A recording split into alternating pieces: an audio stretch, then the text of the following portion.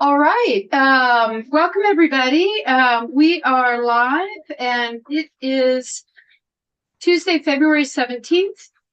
This is the House Energy and Digital Infrastructure Committee, and we are here today to receive the annual report of the Nuclear Decommissioning Citizens Advisory Panel.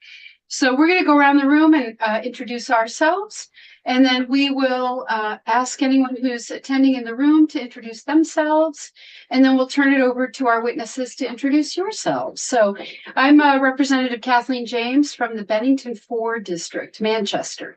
And I'm Scott Campbell from St. Johnsbury. Chris Morrow, Wyndham, Windsor, Bennington. Michael Southworth from Caledonia 2. Christopher Howland, Rutland 4. Dara Torrey, Washington 2. Laura Sibilia, Wyndham 2. And Madam Chair, I'll disclose before we start, I sit on the Nuclear Decommissioning Citizens Advisory Panel. Great. Thank you for that disclosure. In the room. Jamie Perry from the Crossing Group. Great. And for the record, if you guys can introduce yourselves and then offer us your testimony in whatever order you desire. Well, I'll start, Jim and Tony. My name is Carrick Johnson. I'm Commissioner of the Vermont Department of Public Service.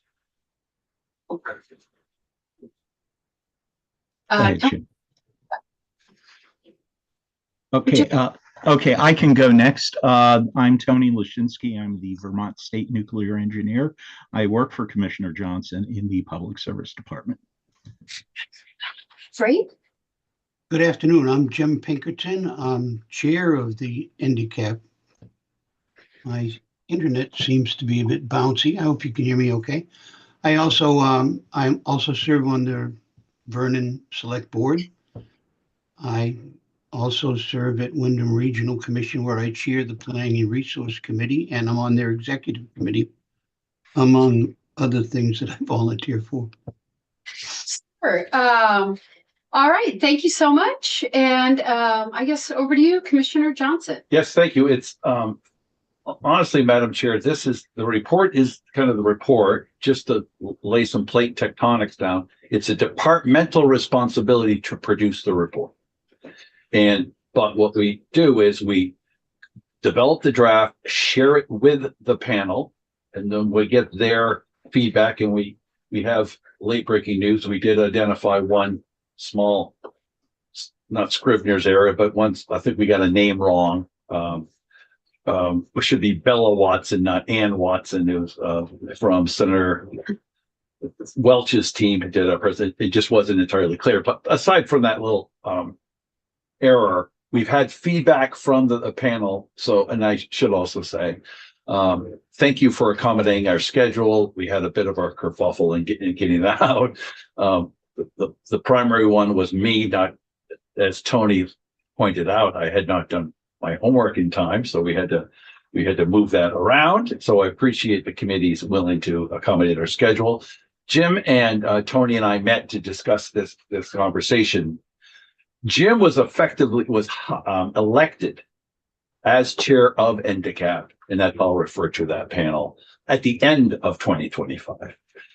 So I was serving as chair. That's what the statute calls for. If absent someone volunteering or running for that position, it falls to the commissioner to serve that role. No one ran. I served in the role. The report that you have documents the activities, repeats the charter, goes through exactly what essentially the minutes of the meeting and kind of what's next. Jim and Tony and I have discussed this. So I would say, Madam Chair, I give Jim an opportunity to weigh in on his role, what he has seen as a member, because Jim was a member throughout, and then answer any questions. But there really isn't, I would say at bottom, this is largely a good news story. This is a company, North Star, that is undertaking the deep construction of the facility, and it's on time and on budget. That's a good story. Great. You're going to turn it over to Jim, you said, yes. Right?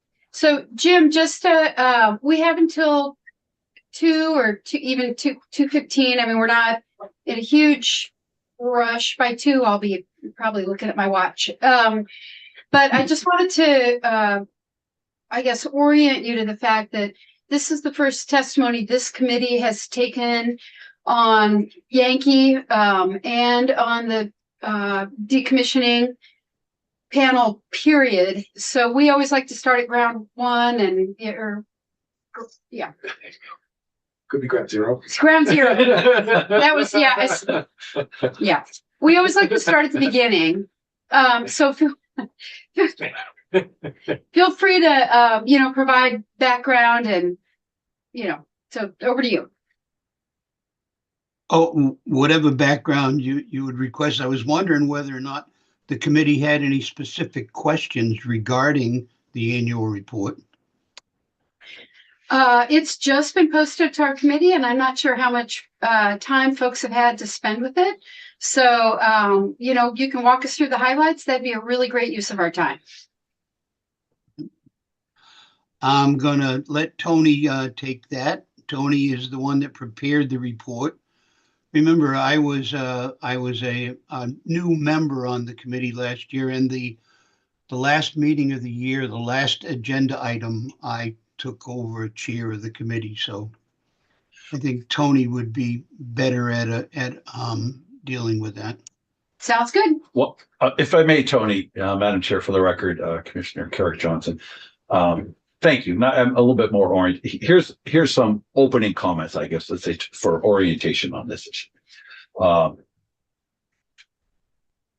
The report that you'll see in our reading, I think, in working with Tony did excellent work on this, was really to try and capture not just to make it not just a dry document, just minutes. You'll get a flavor, you'll get a sense, I think, of the tone of the conversation. I've actually learned quite a bit. There is an incredible amount of work that's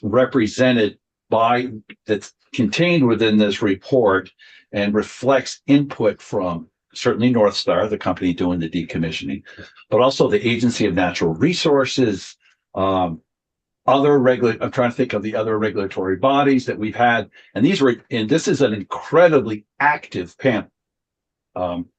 Lots of questions. I think it was usually scheduled from 6 or 6:30 to 8. I don't think we ever ended early.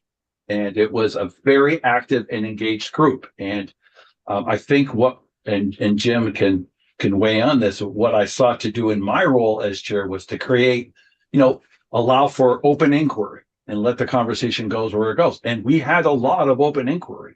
So for instance, much discussion about dust during deconstruction and the radiation levels associated with that. How was that? What are you doing for dust was a big deal for a time. As these issues, as different things were being deconstructed, that gave rise to different issues. We would reach out to different elements of state government, or people, I should say, responsible for monitoring various aspects. So tritium and water, air, as I said, with regards to dust. There's all kinds of, trying to think if there's any other major pieces of it.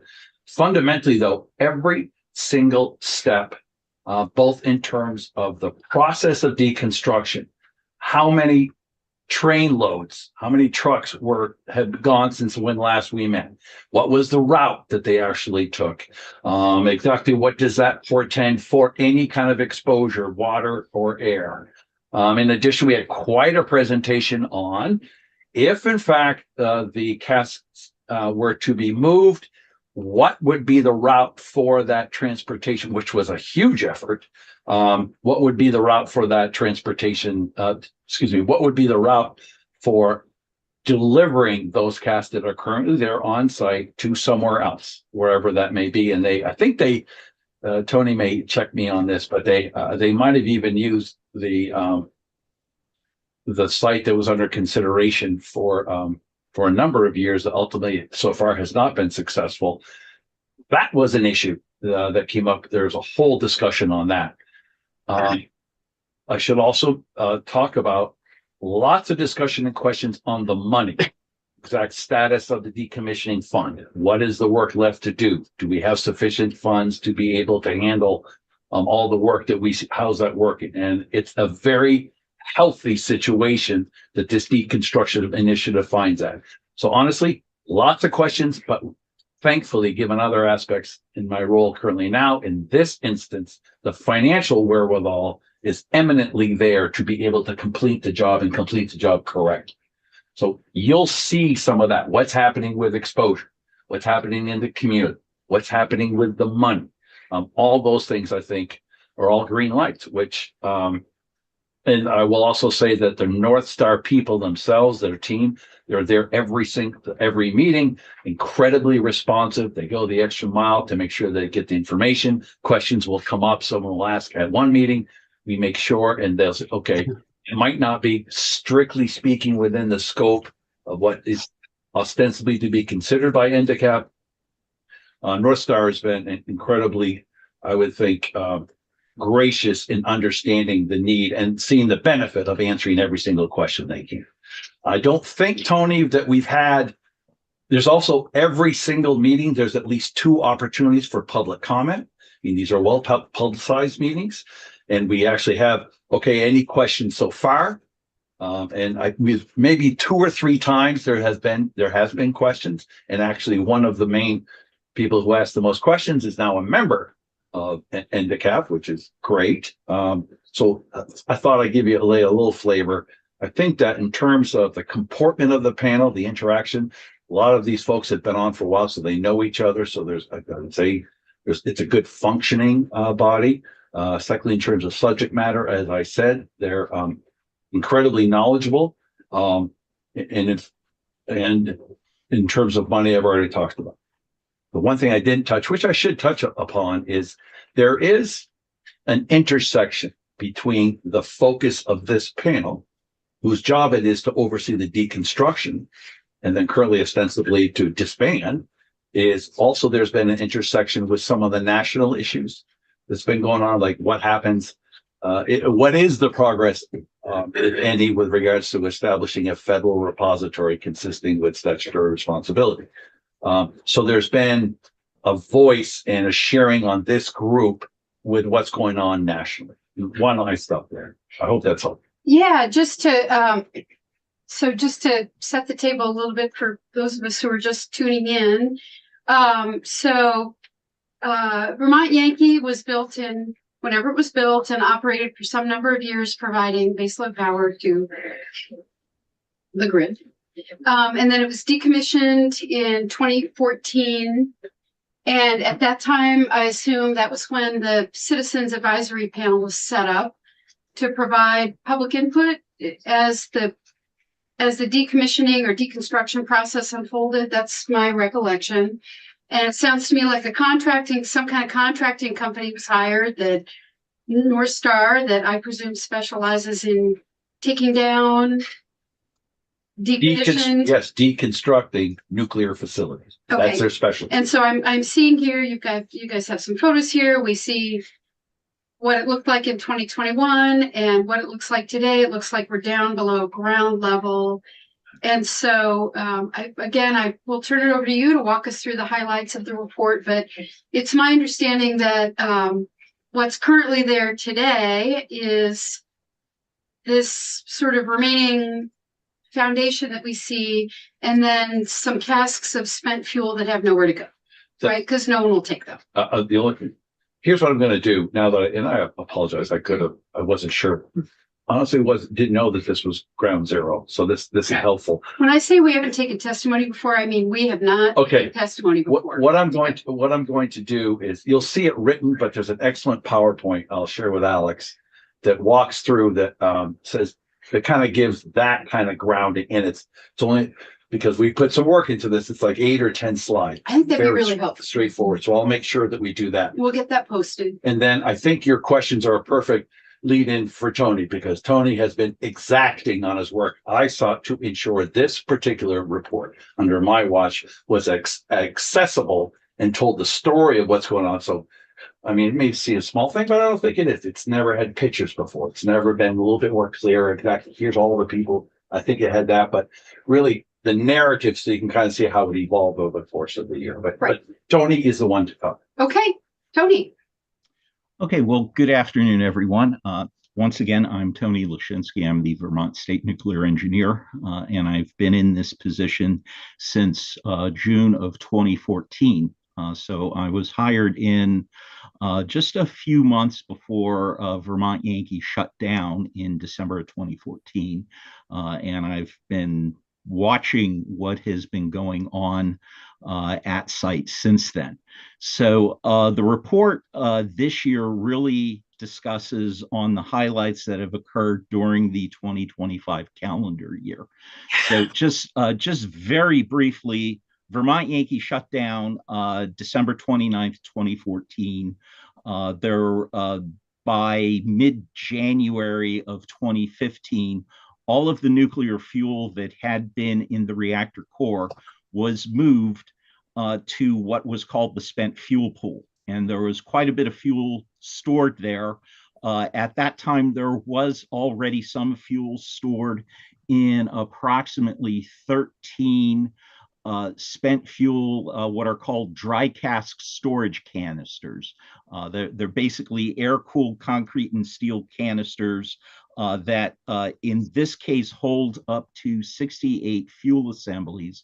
Vermont Yankee had over, I'm forgetting the exact number, I want to say 3,880 fuel assemblies.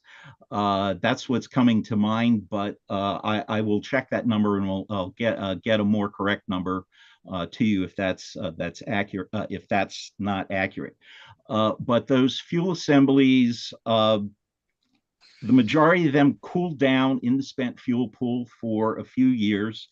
And in June of 2017, there was a campaign to begin moving all of the spent fuel into dry cask storage systems. And by August of 2018, the last of Vermont Yankee's spent fuel, what Department of Energy is now calling used fuel, was moved to the dry cask storage pad. And since that time, all of the spent fuel has stored on two concrete pads located just north of where the reactor building had been standing. So with that, there are currently 68 spent fuel storage canisters holding all of that fuel, and one what is called a greater than Class C waste container. This container holds what were highly irradiated components of the Vermont Yankee reactor vessel that are they're a little more contaminated and a little more irradiated than what is allowed for normal radioactive waste shipments. So much like spent nuclear fuel, they don't have a place to go right now. So that is being stored on site in a canister that is very similar to the spent fuel canisters.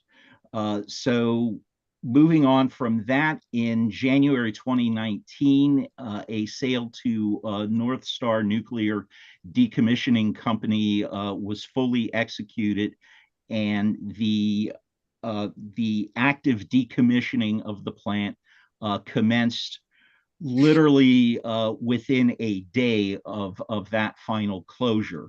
And since that time, the plant has progressively been torn down. Radioactively contaminated material has been loaded up and shipped to the Texas Compact Low-Level Waste Disposal Facility in Andrews County, Texas. There is also materials that have been shipped to hazardous waste materials. I mean, there were some materials in the plant that were not radioactively contaminated, but still contained hazardous materials such as asbestos and other things that simply cannot be disposed of in a normal landfill. So there was some shipments to hazmat facilities in addition to the Texas Compact facility in Andrews, Texas. And work has progressed through 2023. Most of the outlying structures associated with power generation at Vermont Yankee were taken down. So that included the cooling towers, the effluent stack, and the turbine building, among others. And since 2023, really to the end of 2025, the work has focused on dismantling and ultimately beginning the structural tear down of the reactor building itself. And for the most part, at least the above ground portion of the reactor building now is completely gone. There is, and I checked this morning, there is still some work going on in the reactor building basement. There are some piping that has been sealed off in the reactor building basement that are being removed and are loaded up and being shipped off to Andrews, Texas, much like most of the other waste material coming from Vermont Yankee. And right now, the major issue is clearing the remainder of the scrap and contaminated materials from the Vermont Yankee site. There is still some work to be done out at the Connecticut River. There's still some work to dismantle the remainder of the river intake structure and the river discharge structures. And there is some work that remains to remove below grade piping that had surrounded the reactor and turbine buildings. So this is work that should complete this year. But at this point, the more interest is to do things safely rather than expediently. So that's roughly where we are right now, and I'm certainly open to questions. I just have one. Since we're talking about the site cleanup, could you fill us in a little bit on the PFAS contamination? Okay, I can discuss this briefly, but I will say that PFAS is really in the jurisdiction of PFAS is within Department of Environmental Conservation and Agency of Natural Resources. So there was an expectation of PFAS to be on site simply because I guess back in the early 1990s, there was a transformer fire, and a number of PFASs do show up in former formulas for firefighting foam.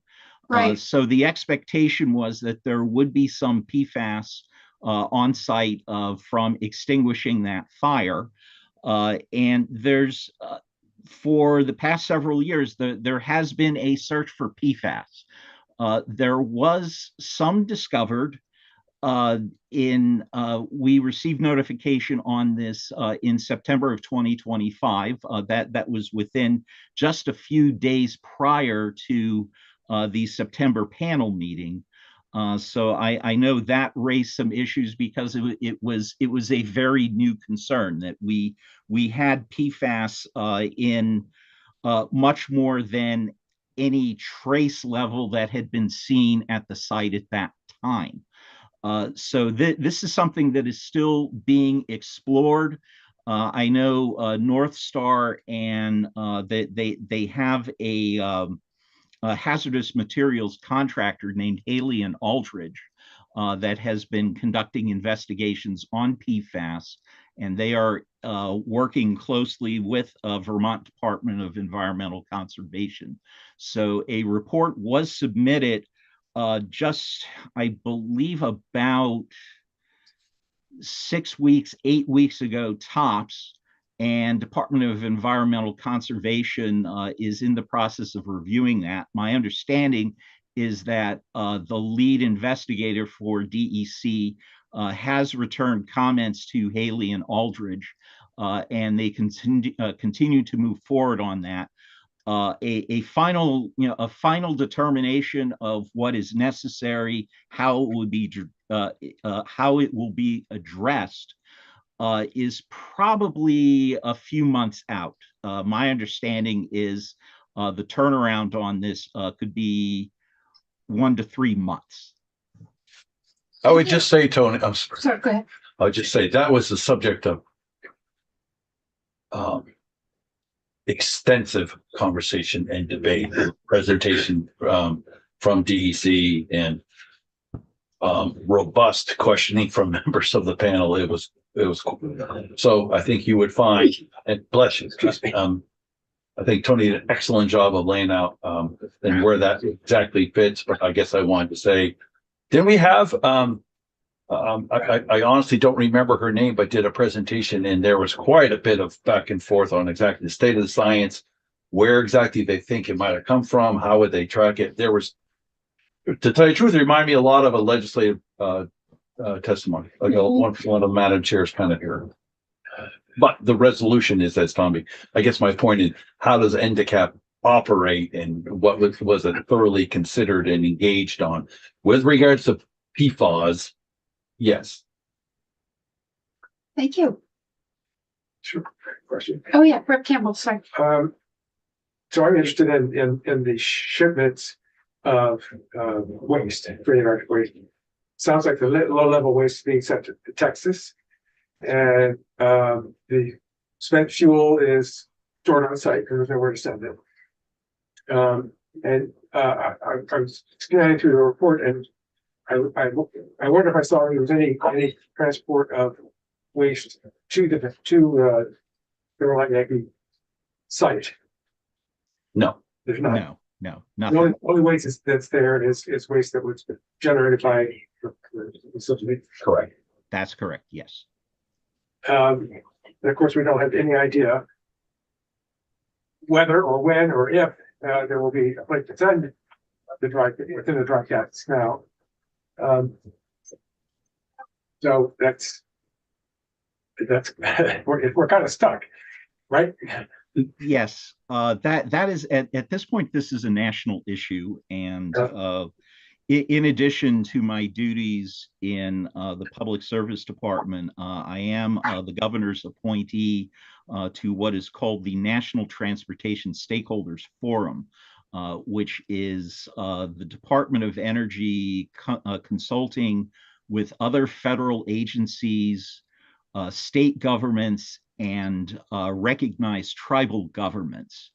And the bulk of what the Transportation Forum does is, even though there is not a repository designated, where the situation that we're in is that currently federal law says the only place that a spent nuclear fuel repository can be constructed is at Yucca Mountain out in Nevada.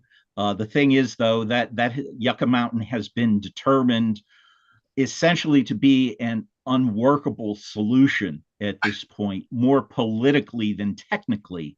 But nonetheless, there is a standstill with that.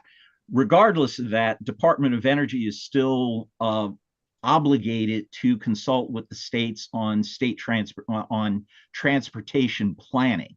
So the Transportation Stakeholders Forum discusses, well, what would we need to do to move spent fuel from these multiple sites around the country, since we do not have a facility designated as yet.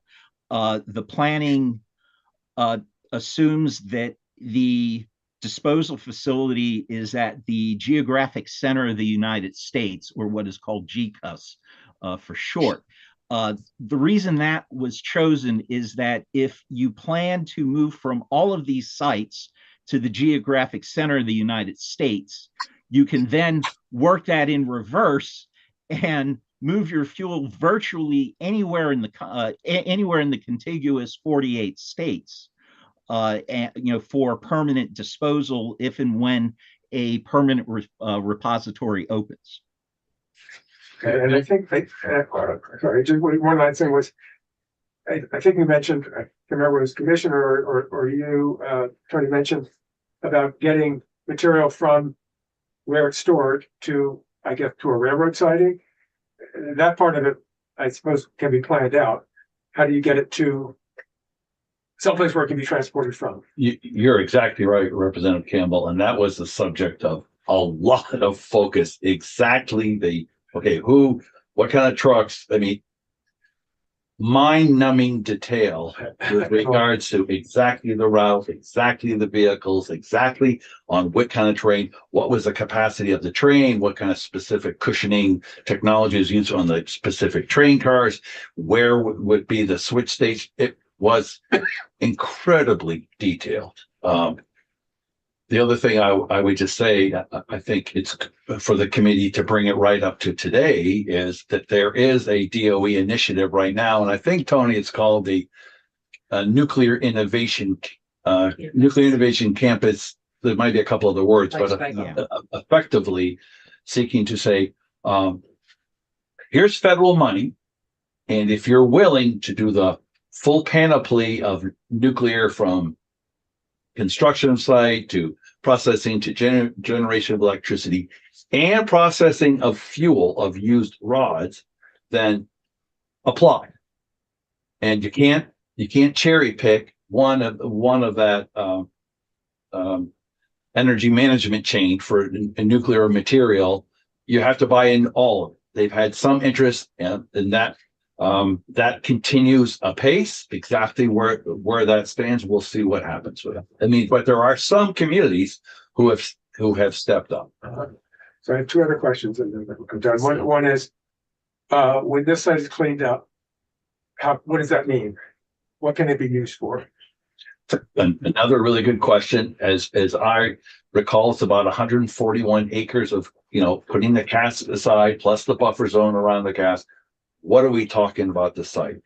And my understanding, it's approximately 141 acres.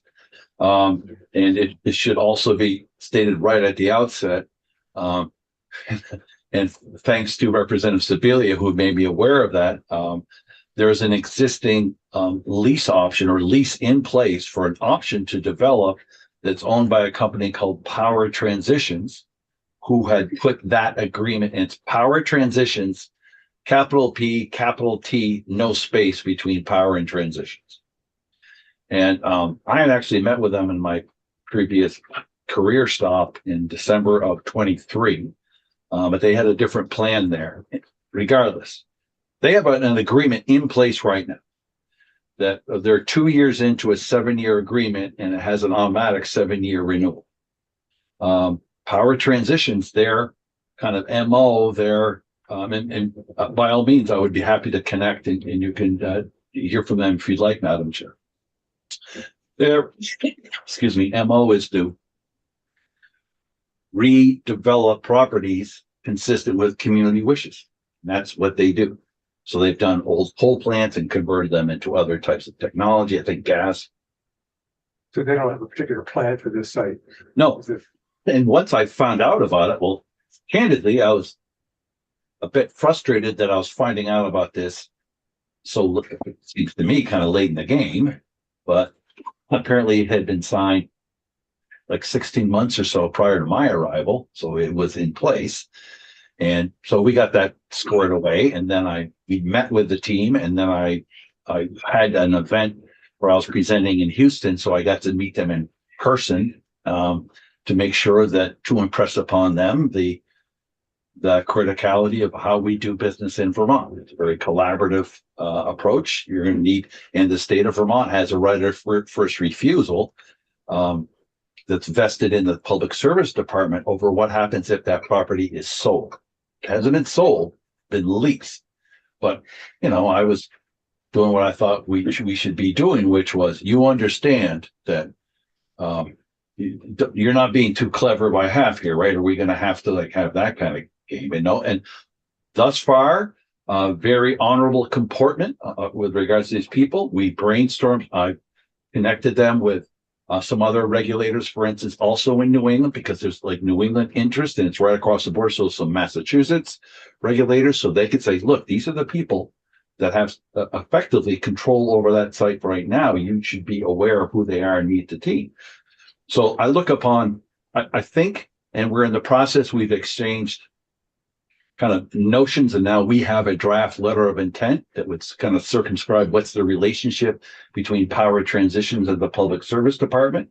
The way I view it is, relatively speaking, an arm's length will come up, or I'll connect them because of the nature of how I am conducting my job, I meet folks who are doing some type of sometimes fusion, for instance, or small modular reactors or geothermal, something that takes advantage of the existing infrastructure there and connect them with power transitions, just to let them do their vetting process as a possibility. In turn, where they have ideas or things people are coming in, they're going to make the department aware. The idea, even as we, this is the beauty of having Jim, and I think Madam Chair and Committee, I would say that's the nice cross-fertilization of this, is given Jim's multiple hats within the local community, as well as his role on NDCAP, there's nice synergy that happens with there. Jim and the people in Burnham have already met power transitions at least once, if not more. I'm the one that was late to the party, quite honestly, on that, but now we're engaged. So my hope is we'll have a signed letter of intent, starting with the department and power transitions. Hopefully we'll see if Vernon, and as parties, as it makes sense to see what happens, we'll see. And I've talked to Velco about the capacity there. I would say from the department's point of view, the best we're seeking to try and find the best outcome that best utilizes these assets we have in place, which according to Velco was about, you could probably have like a 600 megawatt load and maybe 800 megawatts of export capacity for energy, to understand, okay, what fits here? What would make sense in further learning and in harmony with what the local community wants to do? What are they looking in the Vernon? What do they see as the possibilities? What's an appropriate use going forward? So there's assets there. There's existing electric infrastructure that Vermont ratepayers, as well as New England ratepayers, help pay for. I think that and other assets that are there would be, especially at this time when we're really are looking to go from a summer peaking system in New England to a winter peaking.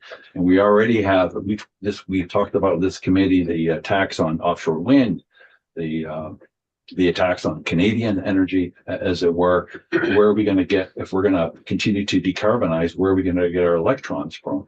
So this is one site that has real usable resources that we'd like to leverage to benefit the community, Vermont's ratepayers, as well as the region's ratepayers. So that's what I would say. We don't want to have control of it, but we have what we have in our back pocket statutorily. Well, that was fascinating. Thank you. Sure. My last question is just how much, what is the budget for cleaning this place up? Round numbers. Do you remember, Tony, please? Now? Numbers, I would have to defer to the planning department on that. I focus on the technical and not the financials. Thank you. We'll get that too. Thank you. I had a quick question on power transitions before I know Rep Morrow's question. So power transitions is I just want to make sure I understand. So they're a Texas-based company that takes Redevelopment, say that, Chair. The redevelopment. right. Oh, I'm sorry. Okay. Yeah, so they're a Texas-based company. Oh, that Texas. takes yeah. I apologize. I think tech-based. Sorry. Yeah, that's what I could do. DASED. They're a Texas-based company that takes aging, decommissioned, old energy infrastructure and transitions it to some kind of new energy infrastructure. They don't go outside that box. It's energy to energy. I wouldn't say it's that explicitly narrow of a focus, and that is within their portfolio of projects. That probably constitutes like their main, like what are they known for? Well, you're right. I'm seeing, AI and digital infrastructure. Yeah, everyone has to.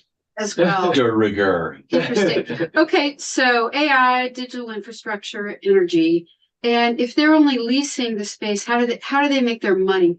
Brokering a deal or bringing in a new user? A great question, and effectively, like there could be. Typically, what they do is they have contacts within the industry, and who's interested. There's attributes to this site.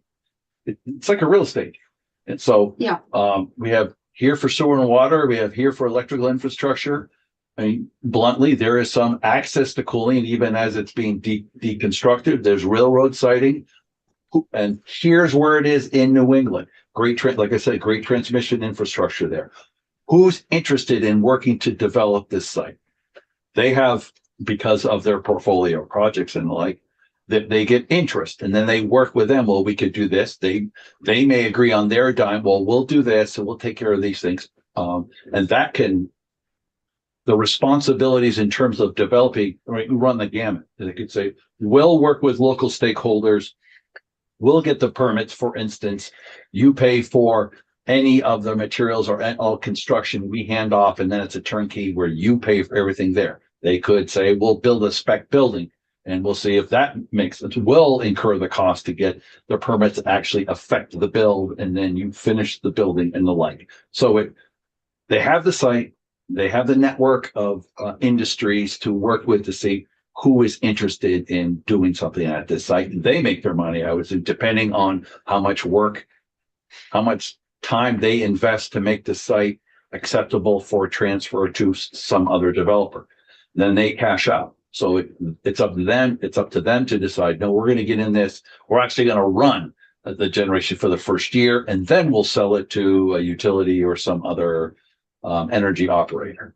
So they've had very different approaches. They have different funding now. So this space has evolved so fast, especially now with what's happening with data centers and the like. But they're a pretty creative team, a lot of former military and some sharp people. And I mean, I'll say on the record, I got a good vibe from them. I mean, it wasn't straightforward. And I did some checking in Kansas. They were good on their word. Great to understand about the need for public engagement, tours, more forms of communication with more stakeholders is a better way to get to yes. But some people just don't understand that, and they fail in Vermont. That's just the way it is. So I've tried to impress upon them. Here's what little did you know, or maybe you did know. Here's where you're at, and here's the kind of things that are going to be required, whatever is proposed for there. Okay, Rep Mar. Is the spent fuel there suitable to be used as fuel for an SMR, if that was an option? Tony, do you know? Yeah, the answer to that is yes and no. There are a number of small modular reactor designs, and at my last count, there's something like 85 different design proposals for SMRs right now. And some of them would use nuclear fuel that has been previously burned in a pressurized water reactor or a boiling water reactor. But not all SMRs are set up that way. Some are using design concepts that were proposed at the beginning of the Atoms for Peace program in the late 1950s and early 1960s.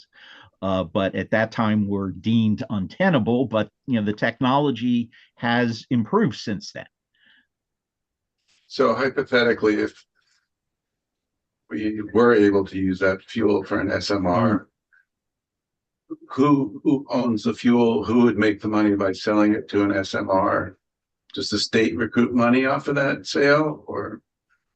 Tony, correct me if I'm wrong. I don't think the state, I think that's all federally jurisdictional, but is that your understanding? Yeah, currently, when North Star Nuclear Decommissioning Company purchased Vermont Yankee, they purchased everything. They purchased the license, and they purchased ownership of the spent nuclear fuel on site. So, where the federal government comes in on this is that the federal government has the commitment to provide disposal of that fuel. So eventually the fuel is going to go back to the federal government, but right now North Star owns that fuel. Yeah, but Tony, what I think Representative Morrow, that the disposition that fuel, well, we want to do this. I don't imagine you'd be able to do that without federal approval and sign off. That's correct. Yes. Yeah. Madam Chair, Yes, sir. if you don't mind, I'd like to take it back a step for previous question. The town of Vernon's involvement in the process of what's going to happen with the plan has been very, very extensive. We have commissioned a report on what the town feels is appropriate use for that facility. It's accomplished by Stevens and Associates. Antioch University has come by and taken a look at the site and see what could possibly be done with it and what the community feels needs to be done with it. And the town plan has been modified twice in the past 15 years to regard that.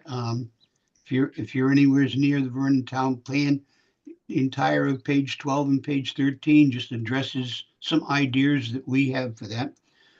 The Power Transitions Company contacted us about 2 years ago, and we've had 3 meetings with them to date. Their original proposal involved a battery storage facility and a solar array to feed it. They've backed off of the solar array, and the battery storage facility isn't something that we highly recommend for the site. We'd like to see Vermont Yankee developed into a site where there's better opportunity for more jobs and more income, to tell you the truth, for the town. But the chances of that going to happen are pretty low. One of the things the town did is we looked seriously at successes other people had with decommissioned nuclear sites. And in the United States, the count right now, and correct me if I'm wrong with my numbers on this, Tony, it's 0, right? Well, yeah, go continue. And in the Jim. world, I'll add. it's basically 0. So it's quite a challenge, and it's really important to realize that Vermont Yankee, or in the case North Star's facility, is owned by North Star. The town doesn't own that property, but anything that's done with that property, we will get intervener status in that process, and we'll be talking to A&R and Public Utilities Commission regarding how the town feels about it. And we've done quite a bit of work in preparing for this, and we're looking forward to the process going on. Worthy of note, additionally, is we're really impressed with North Star's work. We watch them very, very closely, and where they're very, very conscious about a radioactive hazardous waste there. Their response to non-radioactive hazards has been worthy of note. They've been quite good on that. They discovered the PFAS that was running around there, and they've done a bunch of work closely with the Agency of Natural Resources and Alan Aldrich, the contractor they hired to evaluate, the chemist to hire that. So the two things are, one, the municipality is really, really involved in that process of what's going on there. And we're quite happy with the way the process is going to date.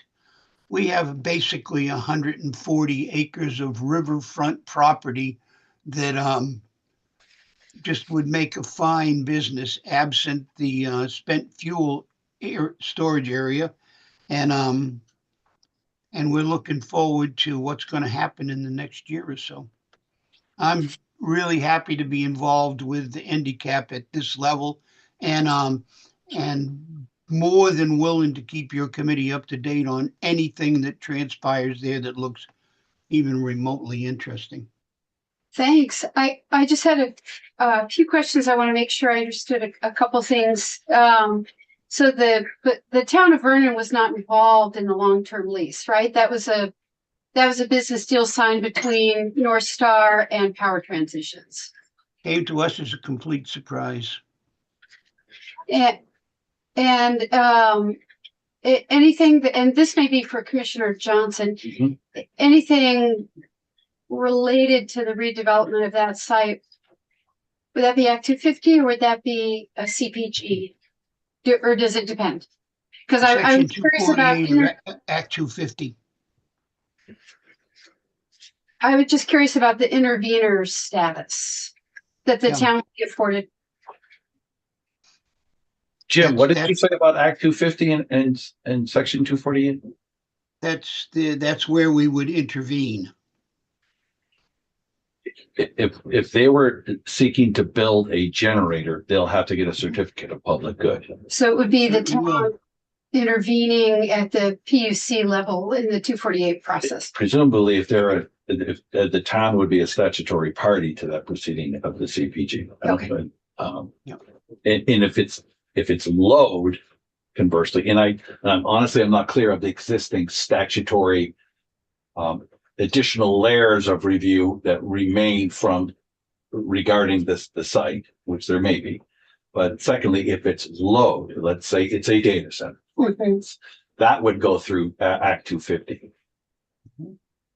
No, it would still have, and then it would be captured through the PUC process, because then it would be required, for instance, let's say it's 500 megahertz.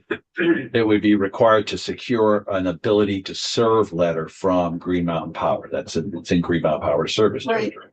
So Green Mountain Power would have to say, yes, we can serve, but we're going to have to build X, Y, and Z.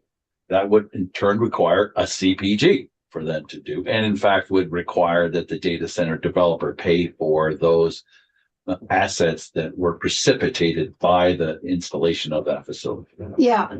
Well, I asked because, I mean, because you've been in here this year, but, one of the issues that our committee is circling around through a bunch of different bills is the ability of citizens in towns to meaningfully engage and have a real impact in the siting of stuff. Mhm.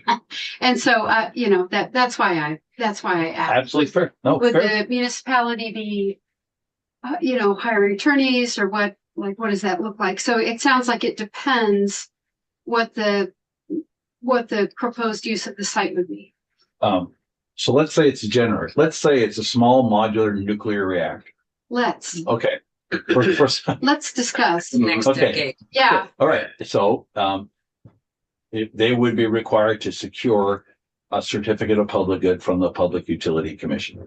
Further, I think even if they had, I'm trying to remember now, the existing statute would further, I think based on existing reading, would require the legislature to also sign off before a final certificate of public good could be issued. That is correct. Yeah. So, and then in terms of representation or involvement you know better than I, the involvement of stakeholders and access at the legislature. At the Public Utility Commission, there's statutory parties that are allowed, as a matter of course, including the town. Okay, so that's where the town would be an intervener Yeah. there. Okay. And then the department obviously would be a statutory party. I'm not sure. I don't remember, honestly. It's been a long time since I've had to push on a 248 process from this point of view. Adjoining landowners and the like. So there would be a set. And then with the Public Utility Commission, Vermont typically has been pretty, I don't mean it pejoratively or anything other than the word I'm going to take is liberal with regards to who gets in. They typically have a fairly liberal reading, like we represent this unique point of view. The Department of Public Service will represent us as a set of ratepayers because of X, Y, Z. So we should have standing. You should allow us to be, we won't hold things up. We'll be responsive. We'll be a good party. Please let us in. And it's up to the Public Utility Commission, beyond the parties that are statutorily accounted for, to rule on, and I'm sorry, Commission Chair McNamara, this is his world, but I'm stepping in. I would just say, in my opinion, is that the PUC would be in the position to have to rule on, are you in or are you not, or no, you're kind of duplicating interests. We think yours is already adequately covered. That would be their decision. One add-on to that. The municipality would definitely have intervener status, but we would present our intervening to the Wyndham Regional Commission. And that would encompass all the towns in the region, at least in the state of Vermont. And the project review committee, which I chair there, we look at all 250 and all section 248 of 250 requests that go through, and we pass on whether or not there is regional significance to that, and this gets to the Public Utilities Commission. So it's a process that quite complicated before it gets to the puck, and I'm intimately involved in both of those processes, and looking forward to it. Actually, it's going to be interesting. Okay. The only thing I would add, Madam Chair, is that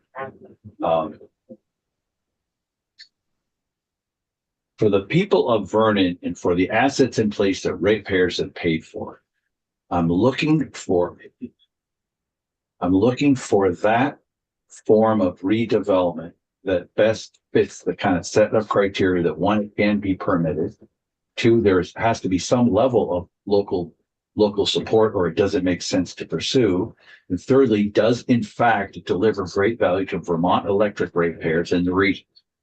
What fits that kind of those general criteria, we shall see. But my commitment to you on behalf of the department I am grateful to be able to lead right now is that there's no predetermined outcome here. It is simply what is the state of technology and what matches both the community and the state and these kind of assets.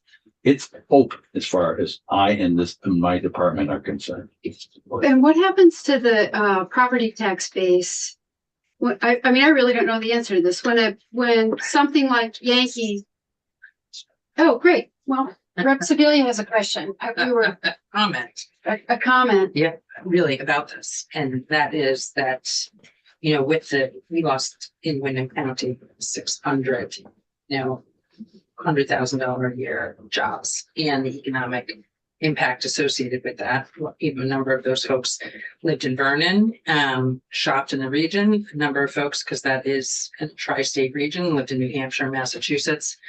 And that has been quite an odyssey. There, as a result of this decommissioning, there's been a lot of work that has been done with folks who have developed really expert status in our region, some of whom you'll hear from, and others nationally around nuclear host communities when there are decommissioning. Senator Welch has introduced or had passed. Introduced. Yeah. Some legislation around protecting nuclear host communities. So it is lots of lessons here about what happens when something this big leaves. And I think the commissioner's talking about some pretty big infrastructure that will persist even beyond that in terms of access to transmission. More comments or questions? We really appreciate you being here to present the report and to introduce your work to this committee. Always grateful for folks' time. And did we have follow-up questions that you were going to? I have two things and an offer. Okay. Consistent with, I hope, with what Chair Pinkerton is good with, which, by the way, I am so grateful for his leadership on this and his stepping up to do this, and especially given the other roles that Jim plays.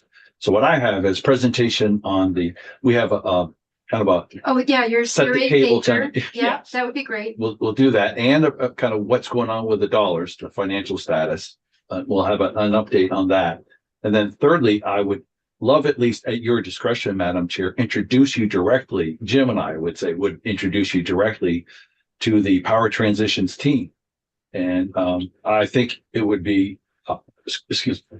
And if you wanted to, I would invite you to consider having a conversation with them directly and see if you get the same vibe, the same sense, at least that as one person, flawed as I am, but it would be interesting to hear and see. I would be grateful for your views and the kind of, it'll be great for me, actually, selfishly. It would be great to see how do they do in the witness chair in a key Vermont legislative committee? How do they comport themselves? I'm serious. That is that's part of you're going to do business in Vermont and this site for here. you got to be able to do well here. Sounds like a plan. So Okay. we'll be in touch. Okay. Thank you. Great. Why don't we take a 5-minute break? And thank you, Commissioner, for being here.